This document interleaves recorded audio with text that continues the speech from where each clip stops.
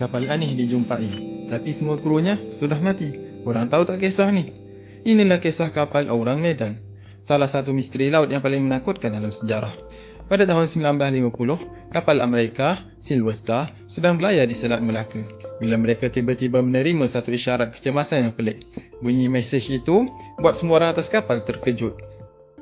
All officers, including the captain, dead. Lying in chart room and on bridge.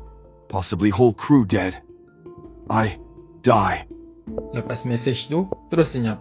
Tanpa buang masa, Silver Star mengesan koordinat dan menukar haluan menuju lokasi isyarat.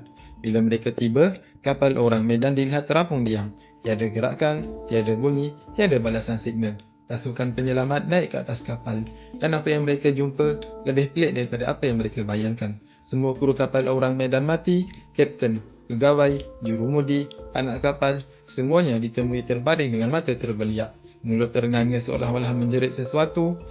Badan mereka kaku macam patung. Tapi peliknya, tiada kesan luka, tiada darah, tiada tanda pergaduhan.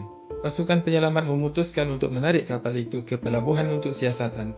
Tapi sebelum mereka sempat berbuat apa-apa, asap mula keluar daripada dek bawah kapal.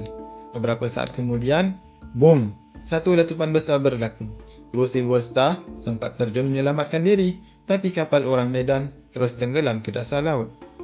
Tiada mayat, tiada bukti, tiada rakaman rasmi. Dan lebih pelik, tiada satu pun negara mengaku kapal itu milik mereka dan nama kapal Orang Medan tidak pernah wujud dalam rekod mana-mana syarikat pelayaran.